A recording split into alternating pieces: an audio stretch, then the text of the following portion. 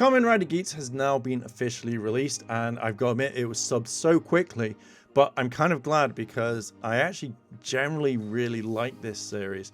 The first episode has really kind of got me, and I kind of really want to see more. So I'm hoping that this either becomes a weekly thing or at least whenever I can.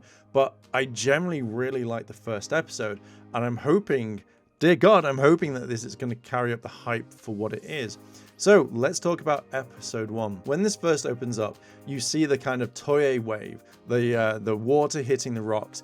And I love the fact that you have the main character flipping up a coin, and I think he kind of throws it, which showed me it's like, oh, show respect to Toei, give a donation and you can become a Kamen Rider as well. I just really kind of liked it, and the fact that that's the opening shot. So you have this woman that comes up and says like, you are now a Kamen Rider, here you go, and he's like, ah, cheers, or something like that. So I like the way that this is, and this does kind of play in much later on the episode. I thought what was the main character is a guy named Sakurai. And he's a very go-lucky person. Like, you know, he doesn't want like bad things to happen. Absolutely fine. We don't want bad things to happen. But he's more like, you know, oh, yay. But he gets like down on his luck. So he's in this job interview with a group interview, which if you've ever had a group job interview, it's not the nicest experience out there. It feels like it's a bit weak, but he gives these generic answers and the bosses aren't happy, which again, like you kind of think if you say something, you don't want someone to kind of build on it. So a one-to-one would be a lot better. But in this episode, he talks to his sister at the end and it's just like, yeah, I didn't get it. And they kind of say like, oh, you're such a nice guy. You know, if you won the lottery, you'd give all your money to like an animal shelter, or you'd give it to charity or something. And he's like, yeah. So they get this kind of food, which is like soba ramen, which looks really nice. And, you know, the whole thing comes up of like, if this was your last meal today on Earth, what would it be? And I'd be like, that's probably what I'd go for. Ramen all the way. As they're kind of eating, Sakurai's sister watches a streamer called Neon. And she is saying like, oh, Neon's like, homeless now because obviously she has a rich family and therefore she's a top streamer and everybody loves her. But one thing that kind of like stepped in is because Neon is from a rich family, there are bodyguards and they basically just come in, and it gives me Matrix vibes of like Mr. Anderson just, you know, saying like, Neon, you can't do this, how dare you, you know, come back to your father type thing. And that's how I kind of imagined that it was a Matrix type thing, and I was there for it. So as Sakurai is eating his noodles, a kind of strange barrier pops up, which I kind of like, and it kind of reminded me of like when you're in a video game, there is like the end of the world. Like, you know, you could see the map, but you may not be able to go past it because you'd then just be rejected back into the game, or the game would say, hey, I'm going to respawn you here. So with this barrier, it can't be touched whatsoever. You can't really like force go through it, and I like this. Then for some strange reason, these bad guys, which I don't think the names ever mentioned in the first episode, it'll probably be like told in the next one, but they look like Doctor Who villains. And I generally sat there and went, did they just copy the silence from Doctor Who? Because that's what it looks like right now, and I'm here for it. So they go on this whole kind of massive rampage. They kill pretty much everybody. And as Sakurai and Neon are kind of like rushing off, I knew that they instantly formed a bond. Like as soon as these two characters are together, even though they're not together in that way, but because they now kind of have this bond, you know that they're going to be a part for the entire thing. And you find this much later on, that because they become Kamen Riders pretty much straight off the bat, but obviously that's what we find out in the next episode. So I kind of knew exactly that this is going to happen. I do really want them to have like this either rivalry with Geats, because I feel like that's what it's going to go for.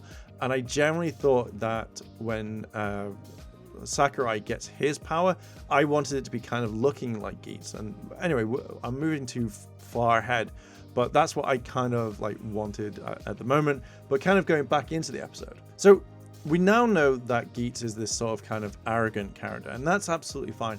I don't know if it's different from what we've had previously, because I haven't watched a lot of Kamen Rider since Force or Force 8. I know people are going to be like, it's this, Force 8. Anyway, Kamen Rider, anything since Kamen Rider Force 8, and I know that some of the Kamen Riders are very happy, they're very kind of like silly, so seeing a kind of arrogant one was kind of refreshing, a breath of fresh air, but also kind of, But again, this is just episode 1, so we're not seeing everything straight away. So I'm looking forward to seeing how it kind of goes on. But he has a really cool transformation. I really like when it has like English, and so it's like they do the henshin, and it's just like Magnum or Boost or whatever it is, like Kamen Rider Geats. It doesn't say that, but it's something like Drive Booster, Desire Booster. I absolutely love it. It's part of my favorite thing in all Kamen Rider, especially when they've got like the weapons. And I think I mentioned when this series first dropped, or the name, I want them to be like Combo or Magnum Combo 48, and it's just absolutely sick. It's something that I generally really want to see. But we see them loads of different mixed martial arts or type of that, or fighting with his weapons as well as his fists and his legs and stuff like that, which was generally quite nice.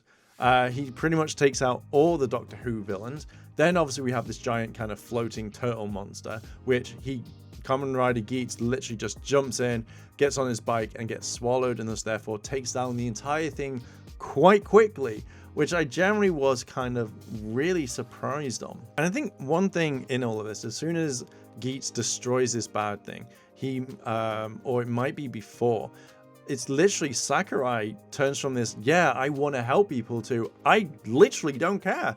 And it's seeing that deflation straight away, which normally I think would happen very like over the course of the series, rather than it just be straight away. So when seeing this, I was just like, damn, you've taken this really nice, happy guy and made him go like, what is life? He's questioning his life right now. So that is something. I would have much preferred that to happen over time, but damn, you're jumping straight into the deep end there, Toei. I'm wondering what Neon's going to be like. Is she going to be the same? Like, yeah, or is there now a bond or whatever? I just want to see how these characters progress. And if the series is good as it's carrying on, I'm all in for this. I will be reviewing this, or at least watching it every single week. At the very end of the episode, as soon as like the bad guys are all done, you see that everybody gets basically a belt. And the one thing I want to see is, I thought it'd just be like, oh, maybe Neon and Sakurai get it, but no, it's literally everyone. So at the end of this episode, after Sakurai's turned around and gone like, oh, was this all a dream? He gets a belt, this old woman gets a belt, pretty much everybody, I reckon, that wasn't an extra or something. Literally, probably approached and were like, do you want to be a Kamen Rider? Congratulations, you're now a Kamen Rider. And seeing that kind of reaction, it's like, huh. But now you've got like this whole massive victory royale coming up. I am all for it, because the one thing is, I want to see the old lady actually get this. I want to see her fight. That's one thing that I am for on this one. But I would say that I wish Sakurai got a different suit, because he's basically got a panda version, which we saw previously in the episode with Karuja Blue, or Kaiju Blue, whatever his name is. I never remember what that Sentai is called. But it was really interesting seeing him turn up. And obviously going from Super Sentai to Kamen Rider, it was kind of nice seeing this. So having him out quite quickly, I thought that maybe he would stay in for a little bit longer. But no, he literally got one-shotted straight at the end by the giant turtle thing that was flying through the sky. But yeah, to be fair, this is an absolutely awesome series to start off with. I am very much all for this. I generally want to see more about it all the way through, so I cannot wait for this. I think this is going to be a good series, and dear God, I want to see the old woman fight. I need to see this, and I hope she doesn't get one-shotted straight away. I want her to come out near the end and actually try and win everything.